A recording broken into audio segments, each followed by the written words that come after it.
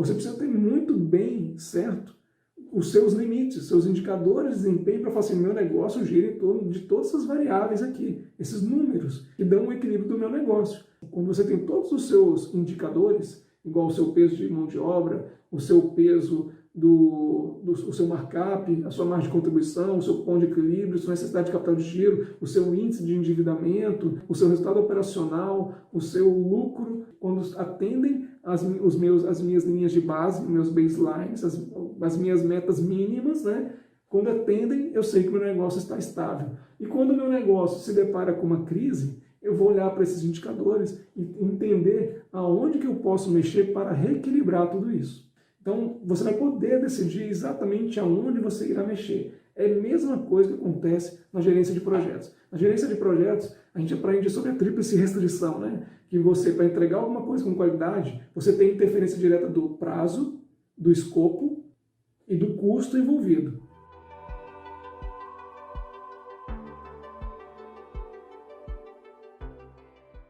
Então, se alguém chega para você e fala assim, eu quero mais rápido. Bom, para eu manter a qualidade e a pessoa quer mais rápido, eu tenho que mexer no custo, eu talvez tenha que aumentar o custo, porque eu tenho que contratar mais gente para garantir que eu vou entregar isso naquele prazo que a pessoa está querendo, ou eu tenho que mudar o escopo, eu tenho que entregar alguma coisa diferente do que ele me pediu. Não, ele quer mais coisa, ele pegou o escopo e aumentou o escopo. Se você aumentou o escopo, eu preciso de mais tempo. Mas se você não me der mais tempo, eu tenho que aumentar o custo para colocar mais gente ou outros profissionais qualificados para aquilo que você me pediu a mais. E assim vai na tríplice restrição. É quando você olha para alguma coisa que você está tendo como um desafio e tem que tomar uma decisão em uma das variáveis para essas todas as variáveis se reequilibrarem. A mesma coisa são os indicadores econômico-financeiros. Vocês vão olhar para esses indicadores e entender, eu estou no cenário de crise, meu faturamento vai cair 40% nesse mês ou nos próximos 2 meses. Se ele for cair 40%, eu preciso simular o que é a minha vida com menos 40% de faturamento. Então você vai olhar o que é a sua margem de contribuição com 40% a menos de faturamento. O que é o peso das suas despesas fixas em relação ao faturamento 40% menor. O que é o seu índice de endividamento em relação a isso. E o seu índice de investimento em relação a esse faturamento 40% menor. E aonde você pode mexer para conseguir reequilibrar tudo isso.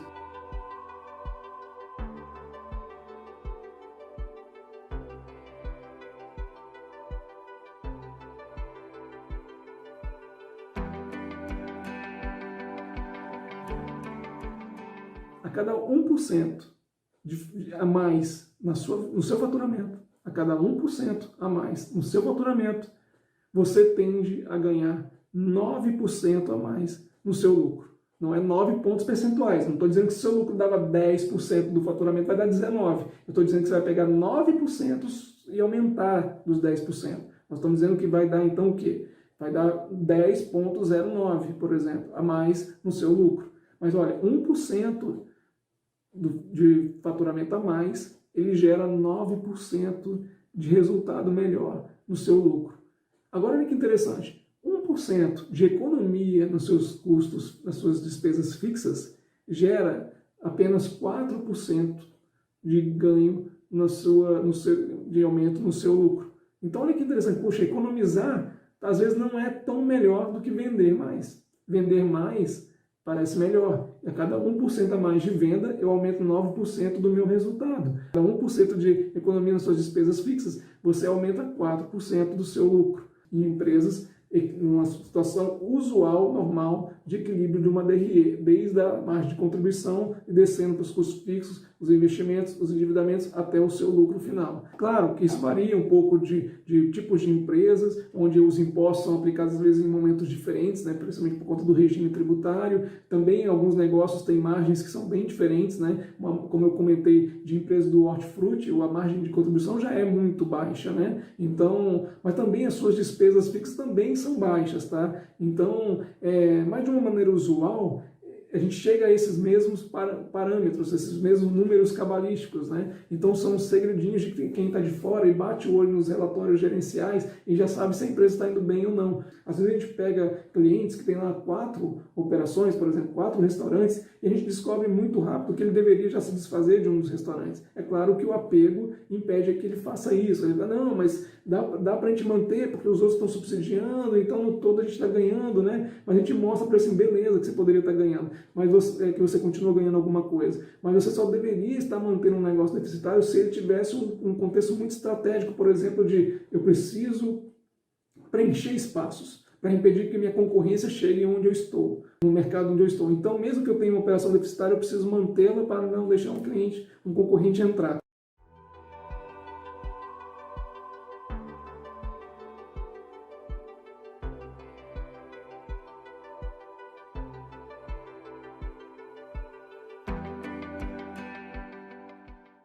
Não sendo coisa dessa natureza, nós iremos sim, como consultores, falar você precisa interromper essa operação, porque o nosso foco é rentabilidade. Né? Foi para isso que você montou o seu negócio, claro, que você quer o glamour da marca, quer uma empresa bem posicionada, grande, né? Que você chama de seu e sinta todo esse orgulho, números de funcionários cada vez maiores e tal. Legal isso também, mas nós estaremos sempre olhando assim, como que eu atinjo o seu ponto ótimo nessa história toda.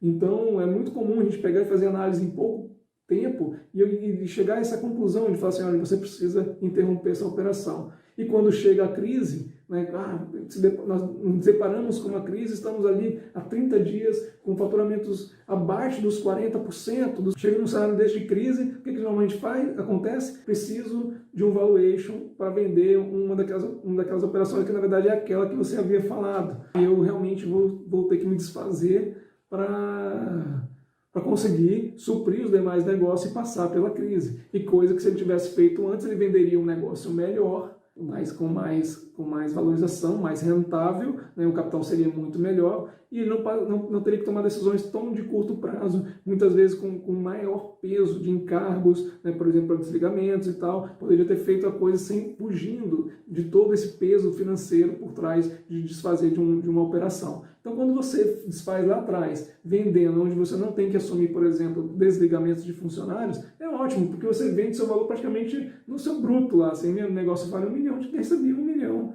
e for pagar só imposto de renda sobre isso. Agora, quando você tem que vender num momento de crise, primeiro que já não é 1 milhão, e segundo que talvez você vai ter que interromper de fato seu negócio, nem vender e ainda ter os custos dos desligamentos. Então, são cenários assim que, enquanto está tudo normal, as pessoas, os empresários muitas vezes se acomodam, mas quando a crise chega e a gente tem essa péssima tendência de achar que depois de uma crise a próxima vai demorar muito tempo.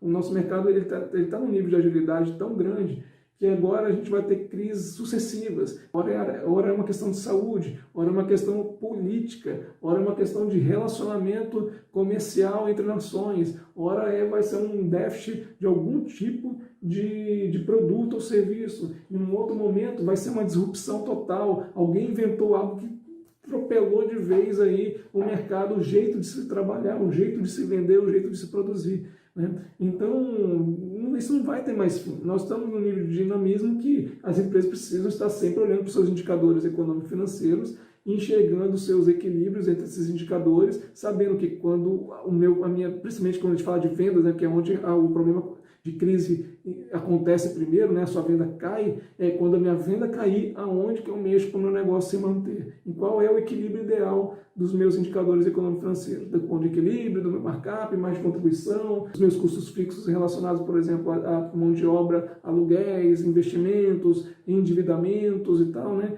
O que é isso tudo? Como que eu posso reequilibrar isso da melhor maneira possível e passar pelo período da crise?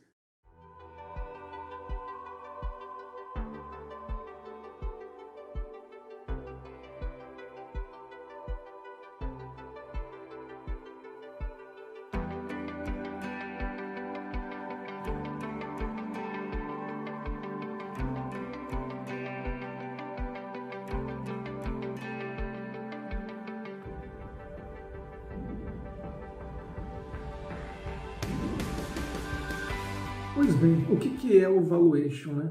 O valuation é a avaliação do quanto vale a sua empresa em relação ao mercado.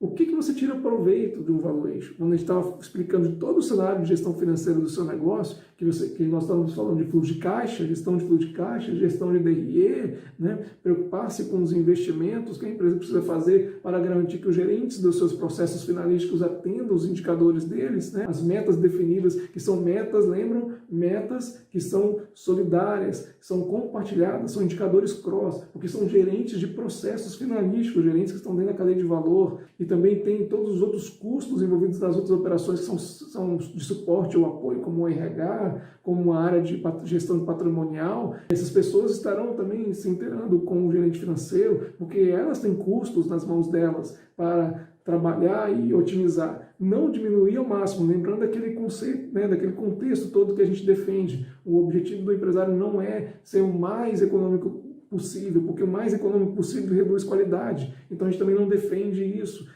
mas chegar num nível ideal de operação em todas essas áreas, né? Lembre que a gente citou que quando você, por exemplo, economiza 1% em custos fixos dessa natureza, você ganha 4% na sua lucratividade. Mas quando você aumenta 1% nas suas vendas, você aumenta 9% em média na sua lucratividade. Então, muito mais importante do que sair cortando custos para tudo quanto é lugar, né, e sacrificando pessoas, sacrificando infraestruturas, muito melhor do que isso é você, na verdade, fazer a empresa crescer, prosperar em termos mercadológicos, vender cada vez mais, aumentar seu portfólio de produtos, sua carteira de clientes, suas redes de relacionamento, diversificar seus canais de vendas. Isso é muito mais importante, olha, é mais que o dobro da vantagem, né, para o seu resultado operacional. Aí entra o valuation, então, que é o nosso objetivo aqui. Não é ensinar a fazer o valuation, mas explicar a vantagem que você tem de estar sempre fazendo o valuation do seu negócio. Muitos acreditam,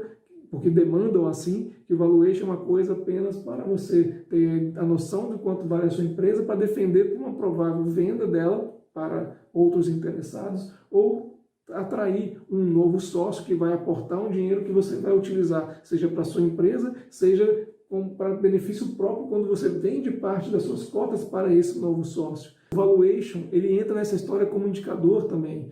Se eu faço um valuation constantemente do meu negócio, e a base dele quem que é? A base dele é os resultados anteriores que vêm da sua DRE. Você estuda a sua DRE do passado para entender como projetar para frente também, né? Você tem os seus indicadores econômico-financeiros e você sabe que num reequilíbrio perfeito deles, você otimiza mais ainda o seu resultado operacional. Então, quando você aplicar o fator múltiplo em cima do seu resultado operacional, seu negócio vai valer mais, mas tudo depende da eficiência dos seus gestores de olhar para aqueles indicadores e reequilibrá-los. Nossa, será que eu não posso trabalhar, por exemplo, melhor com os meus tributos, meus impostos? Joga essa responsabilidade para cima do contador, que está ali junto com o gerente financeiro, e vamos repensar a maneira como nós estamos estruturados para pagar os nossos impostos. Às vezes, a caracterização do meu negócio, o tipo de produto e serviço que eu vendo, poderia ter algum outro tipo de caracterização e eu pagar menos imposto. Está lá dentro dos custos variáveis que influenciam a sua margem de contribuição.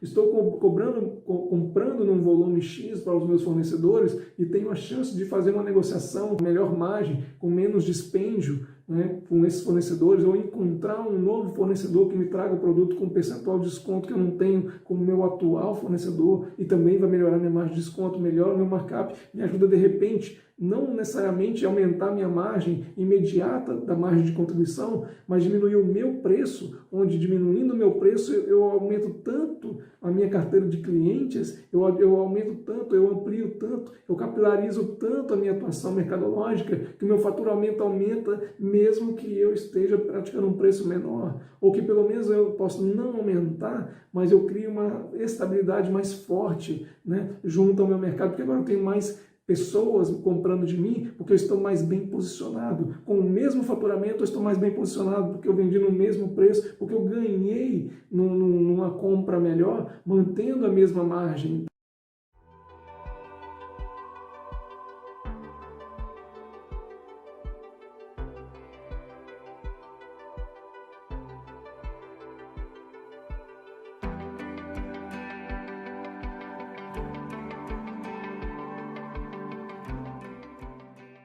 você pode fazer N trabalhos assim com esses indicadores, e o valuation também né? Porque você vai olhando para o valuation e percebendo, quando eu projeto para frente, o meu negócio continua dentro dos patamares que eu espero para ele, para o futuro, ou um dado momento ele começou a mudar, e se ele começou a mudar, por que ele começou a mudar? Essas discussões têm que ser motivadas entre os gestores, os proprietários da empresa, os acionistas, né?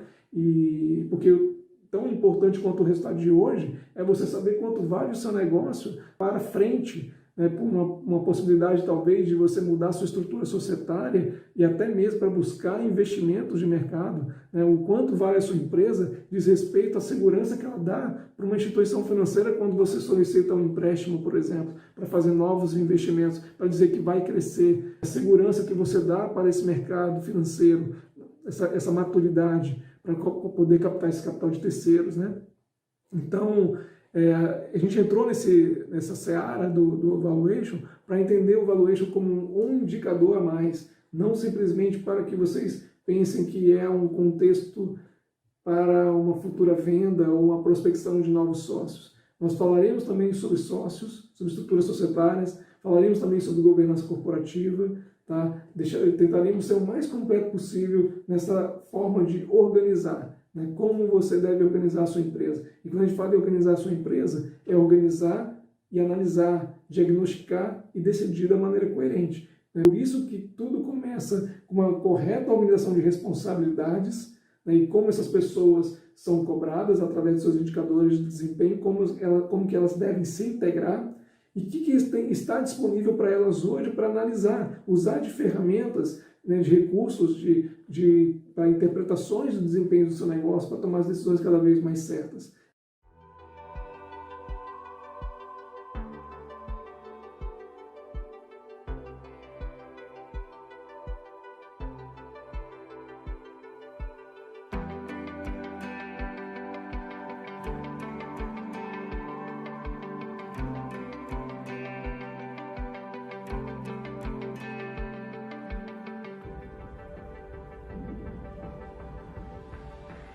A gente precisa falar também sobre indicadores estratégicos, porque na verdade tudo começa nesse contexto da estratégia, do porquê que você montou o seu negócio, a direção que você quer que o seu negócio percorra, o que você imagina que seja essa estrutura ideal de operadores, ou seja, gestores, equipes, dentro dos seus respectivos processos na sua estrutura funcional, e todos eles andando de uma maneira sinérgica. Uma maneira de fazer a sinergia é através dos indicadores operacionais, quando a gente fala da cadeia de valor, quando a gente traz um Business Intelligence, ou seja, quando nós trazemos um BI para a sua empresa, mas um BI no contexto ferramenta, com todas as métricas, as medidas de desempenho que reflitam de fato o que é a sequência da cadeia de valor do seu negócio.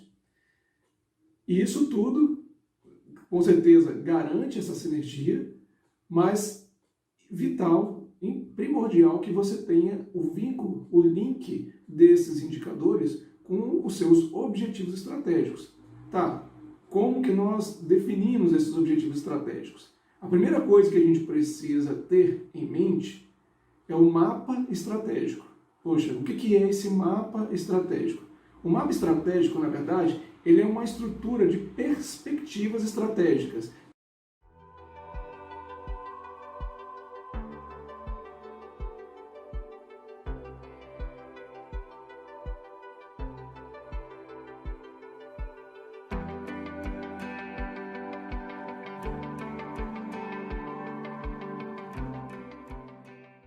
Então, no mapa estratégico, nós temos a divisão das perspectivas. Perspectivas de processos, ou seja, como o seu processo pode se tornar cada vez mais efetivo, ou seja, trabalhar com eficiência, trabalhar da melhor maneira possível e eficaz, atingindo os resultados que precisam ser atingidos. A parte de conhecimento, e onde obviamente envolve processos e pessoas, porque o conhecimento é algo que você consegue colocar de forma explícita.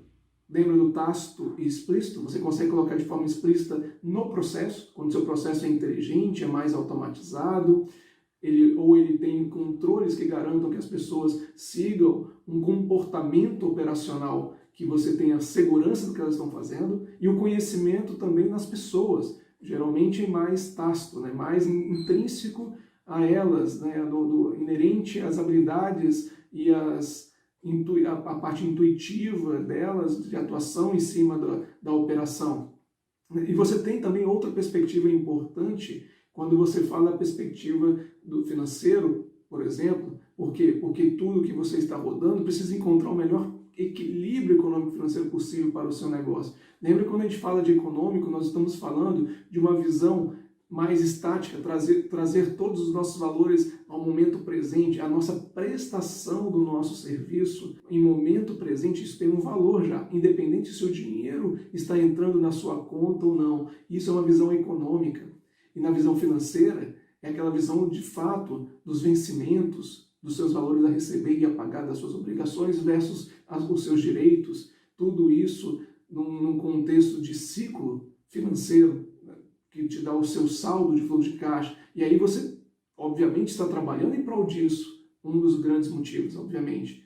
Então você quer entender quais são os seus objetivos também financeiros, econômico-financeiros, mas principalmente como que eles estão ligados a todos os demais objetivos da empresa.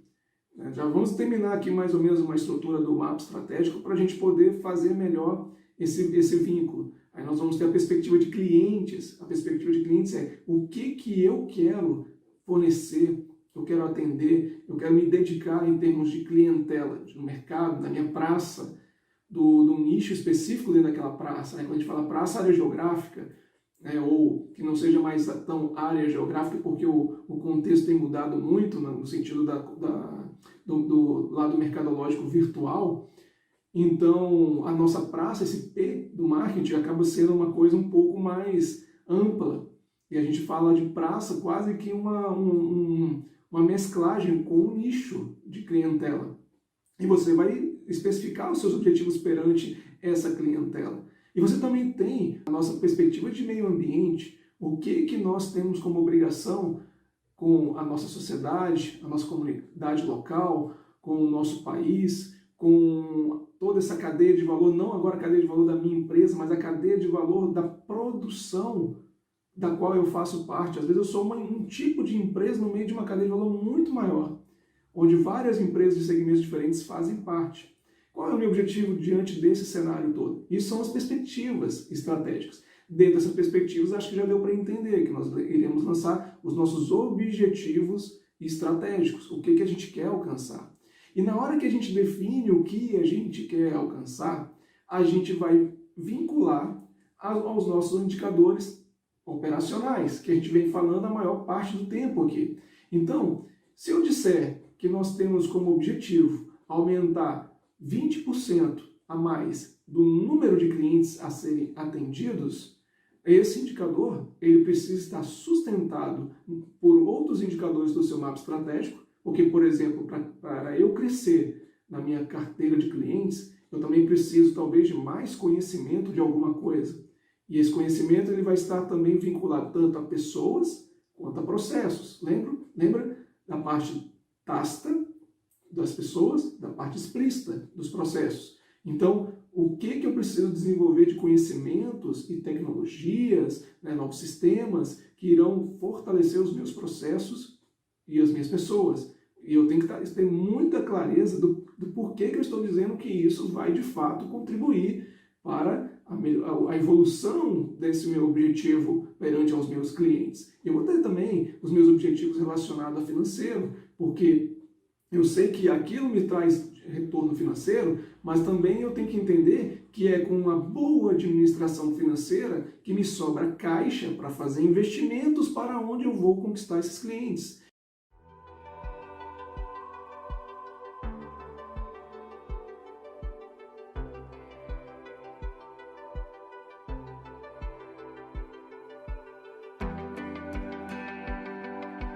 Na literatura, em geral, você vai ver diversos desenhos diferentes sobre mapas estratégicos, mas eles têm sempre algo em comum, que é essa visão da conectividade entre objetivos. Vocês vão ver as perspectivas e vão ver setas conectando esses objetivos. E assim como eles estão conectados, eles também estão conectados aos indicadores operacionais, porque quando nós dissermos que estamos controlando pontos durante a minha operação, entre estou vendendo alguma coisa, mas estou cadastrando alguma coisa, estou preparando algo para produzir ou executar, atender, estou precisando adquirir um recurso nesse meio tempo para agregar a minha condição de executar o que eu preciso executar, da minha operação. Eu vou dividir minhas tarefas, aí entra no aspecto funcional e eu tenho que saber os tempos envolvidos entre essas pessoas ou esses departamentos que estarão executando o processo em si, nesse momento do atendimento, da produção de um produto, da entrega de um produto ou serviço ao cliente. E aí você tem a mensuração de desempenho também em relação a se eu estou faturando do jeito correto, se eu estou faturando o produto dentro das condições de custos que eles deveriam ter, porque tudo isso indiretamente vai refletir nos meus saldos financeiros, também vai refletir na minha satisfação de clientela. Tudo isso deu para entender que vai se juntar, se encontrar para criar uma riqueza dentro da sua empresa, para fazer sentido, ou melhor ainda, né, não só fazer sentido, mas promover de fato aquele objetivo estratégico. Quando a gente fala disso tudo, quando tudo isso está funcionando no seu mapa estratégico, nós dizemos que a sua empresa está criando forças. E forças são visões dentro da sua análise estratégica de capacidade mercadológica. Quando a gente fala de forças, fraquezas, né, são coisas internas. A sua empresa conseguiu vincular muito bem esses indicadores estratégicos, esses objetivos estratégicos com seus indicadores operacionais. Eu estou trabalhando muito bem. Como é que você vai saber se está bem vinculado? Estou trabalhando bem. Os meus indicadores estão atingindo as metas estabelecidas. E eu estou atendendo os meus objetivos? Ok, a sua empresa tem força de verdade. Não, eu estou atendendo muito bem os indicadores, mas por algum motivo os meus objetivos não estão sendo atendidos. Alguma coisa está falhando. Ou você não está mensurando o correto para você poder controlar esse desempenho e cobrar mais dele, ou, na verdade, mesmo você trabalhando bem, os seus objetivos estão superestimados ou estão erroneamente estabelecidos. É nessa hora que a gente percebe que talvez você não tenha forças. Talvez você é uma empresa boa, pode ser uma empresa estável, pode ser uma empresa que gere lucro, mas não é uma empresa que tem forças, a não ser quando você identificar, estabelecer corretamente seus objetivos estratégicos e começar do processo operacional provar que os seus objetivos estratégicos estão sendo atendidos por conta disso. Aí você pode dizer que você realmente tem determinadas características que são suas forças, características internas que são suas forças, tá? Perante o seu mercado.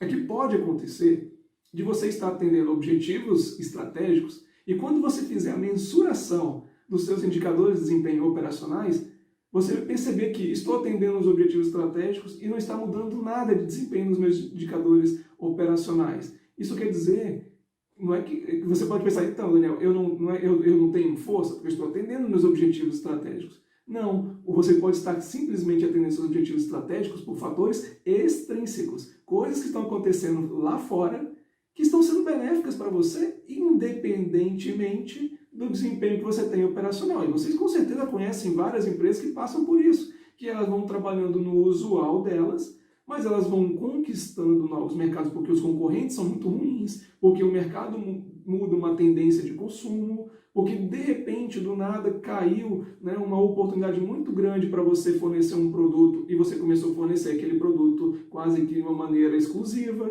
Então tem N possibilidades de você crescer que não necessariamente é através do seu desempenho operacional. Só que nós não podemos contar, obviamente, com isso. O certo é que você olhe para os seus objetivos estratégicos, vincule-os muito bem, por isso que os gestores das diferentes áreas e aqueles que estão olhando para essas perspectivas talvez mais direto, igual um gerente de RH, quando olha para um contexto de necessidade de conhecimento, que ele só sabe que as pessoas precisam têm uma necessidade de conhecimento, porque esse gerente de RH está integrado com os gestores da cadeia de valor, para entender o que eles estão necessitando dos profissionais. Né? Então, quando você tem tudo isso, você consegue vincular aos indicadores operacionais e fazer valer essa mensuração parcial, essas avaliações parciais, e cada vez ir percebendo se sua empresa está crescendo nos seus objetivos estratégicos. Você tem força. Quando você tem o inverso, as perdas, né, por conta dos fatores extrínsecos que atingem você, e você não consegue internamente ter uma forma de melhorar o seu desempenho, fazer, olha, mesmo melhorando meu desempenho, eu não consigo ser competitivo no mercado, você tem uma ameaça, uma coisa externa. Essa ameaça que vem de fora, geralmente concorrência, legislação, quando eu falo legislação, porque às vezes vem alguns impeditivos ao seu mercado para você atuar, essas ameaças muitas vezes começam a deixar mais transparente fraquezas, parte interna, fraquezas que você possui. E que você, com falhas, com erros que você possui dentro do seu operacional, você não consegue criar forças para estar mais forte perante aquela ameaça.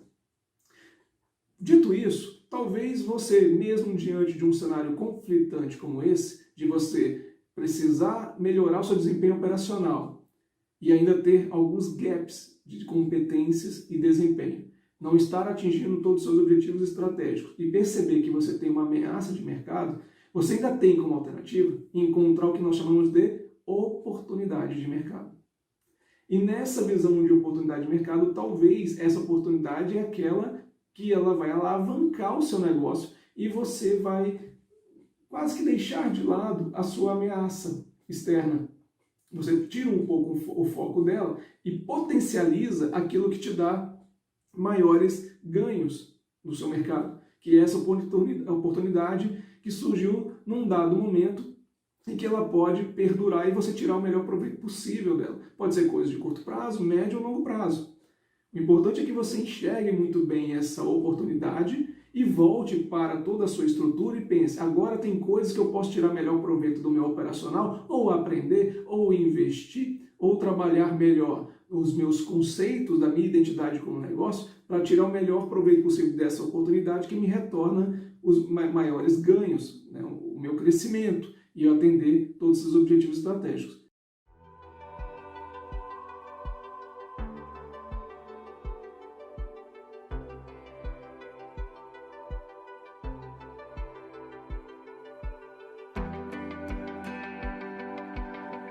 Esse discurso todo que eu estou fazendo é um elo entre mapa estratégico e essa análise que nós chamamos de análise SWOT, o SWOT, né, quando a gente fala de forças, fraquezas, as ameaças e as oportunidades. As oportunidades e as ameaças, né, na ordem certa das palavras aí.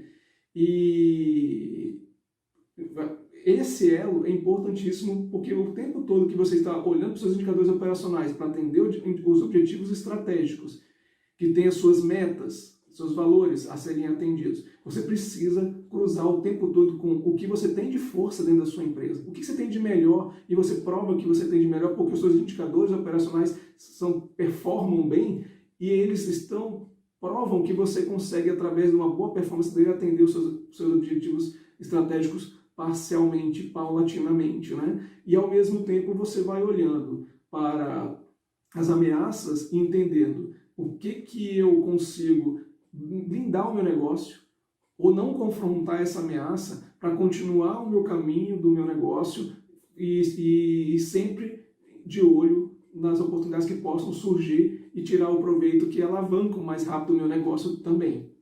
E a gente tem o Balance Scorecard. O que é o Balance Scorecard, o BSC? O BSC não é um outro sistema, uma outra ferramenta complexa de automação, não é isso, né? O Balance Scorecard, ele é, na verdade, o seu mapa estratégico com seus objetivos convertidos em números. São os seus indicadores, né, que estão de valores relacionados aos seus objetivos estratégicos, mas eles precisam. Isso é fundamental num BSC. Precisam estar vinculados aos seus indicadores operacionais. Então é número com número mesmo. Então imagine que se você tiver no Excel nesse exato momento, que você abra uma primeira pasta, uma guia, e você coloque lá todos os indicadores operacionais que os departamentos estão compartilhando entre si, ou indicadores operacionais que são especificamente de um departamento. Você coloca todos esses indicadores lá. Você diz como é que você mede, por que você está medindo, qual é a meta mínima, o limite mínimo que você tem que atingir, qual que é a sua meta para o período e qual é esse período. Você vai dizer em quanto tempo você faz a mensuração desse indicador, você vai dizer como você calcula esse indicador, você vai dizer até quando você publica esse indicador e quem tem acesso a esse indicador. Você vai dizer quais são os períodos considerados na métrica, porque você também precisa dizer, eu calculo esse indicador pelos últimos 30 dias, pelos últimos 12 meses, você precisa estabelecer também qual é esse período. Obviamente as fórmulas envolvidas precisam estar publicadas para as pessoas poderem avaliar e criticar se aquelas fórmulas fazem ou não sentido.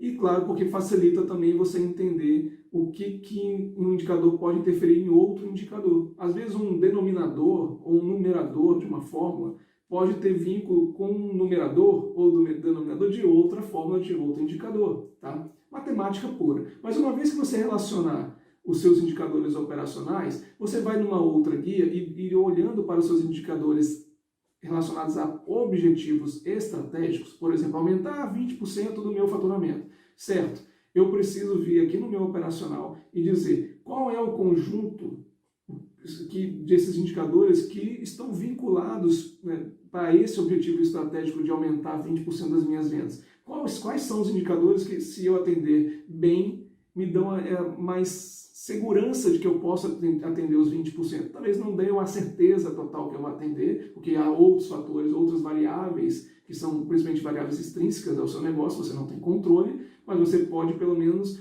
afirmar que esses indicadores atendidos, eu dei as condições necessárias para aumentar os 20%. Quais são eles? Quais são eles? E você vai saber que um é mais forte que o outro nessa influência. Você vai dizer que um indicador ele tem mais reflexo nesse objetivo do que outro indicador. Então vai dar para também fazer esse nexo. Você pode até criar pontuações, pesos sobre isso. Um indicador que tem muita influência sobre o objetivo estratégico, põe peso 5. Um indicador que tem baixíssima influência no objetivo estratégico, põe peso 1. E você pode dividir bem quanto a isso, né, os seus pesos. A lógica que a gente pode usar, nós normalmente usamos alguns padrões de tabelas de peso, 1, 3, 5, 7, por exemplo. Talvez temos outras maneiras, como usar Fibonacci no meio da história, 1, 2, 3, 5, 8. O importante é que você saiba que você pode aplicar também pesos para você vincular os seus indicadores operacionais aos seus objetivos estratégicos. E o tempo todo você está atualizando esses indicadores. E à medida que você vai atualizando esses indicadores operacionais, você está vendo o quanto você está variando nos seus objetivos estratégicos.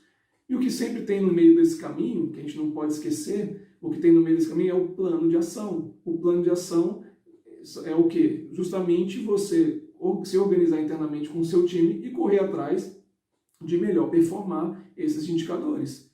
Porque se a gente está percebendo que há um desvio de desempenho que está me impedindo atingir meus objetivos. Se eu estabelecer bem meus objetivos, se eu estabelecer bem meus indicadores operacionais, eu só preciso de um plano de ação que me dê certeza que eu vá chegar a esse resultado, ok? Então essa é a história importante que eu preciso falar para vocês sobre mapa estratégico, sobre Balanced Scorecard e sobre essa análise SWOT, tá? do seu negócio, quando a gente fala de forças no seu operacional, as suas fraquezas também no seu operacional, as ameaças que vêm de fora, principalmente da concorrência e legislação, política, decisões econômicas, e as suas oportunidades, que você precisa estar sempre atento, porque à medida que o mercado tem informações novas, mudanças de tendência, mudanças sazonais, componentes cíclicos no meio de toda a evolução periódica do mercado e as disrupções, que são novos produtos e serviços que surgem o tempo todo e acabam por eliminar produtos e serviços defasados, antigos. Tendo esse contexto todo, ele é o caminho para você fazer o elo correto entre esses gestores e equipes em prol de um caminho sinérgico. E tudo isso faz sentido quando a gente está falando de indicadores de desempenho o tempo todo. E para que toda essa organização não se perca, a gente tem que entrar com a governança corporativa, e onde a gente vai falar das estruturas societárias e como que tudo isso é a base, é o alicerce para que a organização não desmorone e, consequentemente, não se perca em termos de resultados.